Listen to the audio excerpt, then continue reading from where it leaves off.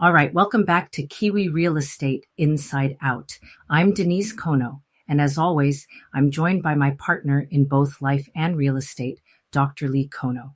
Today, we're diving into something a bit special, heritage homes and how heritage New Zealand property agents bring these beauties to life for modern buyers. Yeah, and Denise, I always say these aren't just houses.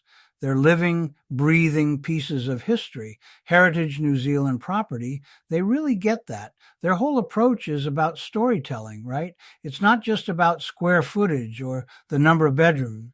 It's about like who lived there, what happened in those rooms, and the stories the walls could tell if they could talk. Exactly. And I think that's what sets them apart. I mean, we've talked before about how important it is to connect emotionally with buyers. Remember our episode on turning complaints into opportunities. It's the same principle here, but instead of resolving issues, you're inviting people to become part of a story. An agent friend had this one listing. Oh, it must have been 5 or 6 years ago, a gorgeous old villa in Devonport. The buyer was on the fence and just couldn't quite see themselves there. But once they started sharing the home's backstory, how it was built by a sea captain who used to host these wild midsummer parties, and how the original stained glass was shipped over from England, suddenly it clicked for them. They could see themselves as the next chapter in that story. Yeah, and it's funny because sometimes people think, oh, it's just a house. But when you start weaving in those details, it becomes something more. It's like, when you read a really good novel and you just don't want it to end. That's what Heritage New Zealand agents are so good at. They make buyers want to be part of the next page. And that brings us to how they actually market these homes. It's not just about putting up a sign and hoping for the best.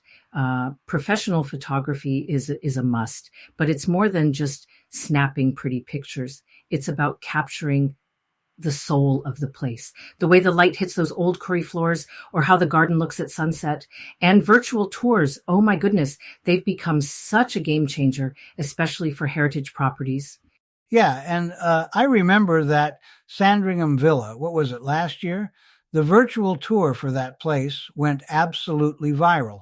I mean, people from all over the country, even a few from overseas, were sharing it on social media. It wasn't just the architecture, it was the way the tour told a story. You could almost hear the echoes of the past as you clicked through each room. That kind of digital storytelling, it reaches buyers who might never have set foot in Auckland otherwise. Totally.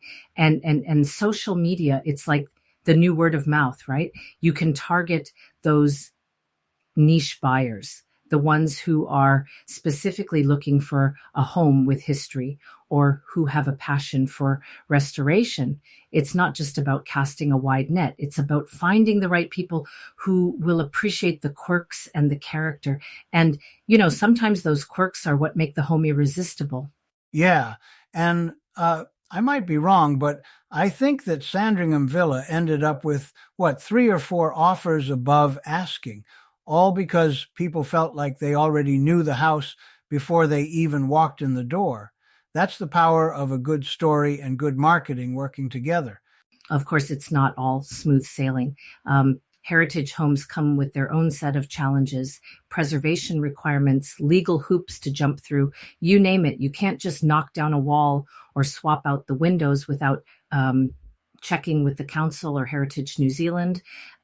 There's a lot of responsibility that comes with owning a piece of history. Yeah, and sometimes those requirements can feel a bit overwhelming for buyers. But, that's where the right agent makes all the difference. I remember an agent working with a client, this was a few years back, who fell in love with a historic cottage. But the preservation laws were, well, let's just say, a bit of a maze. Instead of giving up, he got the local community involved, talked to the council, and even brought in a heritage architect. It turned into this collaborative effort, and in the end, not only did the buyer get their dream home, but the whole neighborhood felt invested in preserving its character. That's such a great example, Lee. And I think that's the reward, isn't it? When you connect a buyer who's passionate about history with the right property and you help them navigate all those hurdles, it's incredibly satisfying. It's not just a transaction, it's about stewardship, about making sure these homes are loved and looked after for generations to come. Absolutely. And as we keep saying on this show, real estate is about people, not just property. Heritage homes just make that even more obvious. Well, Denise, I think that's a good place to wrap up for today.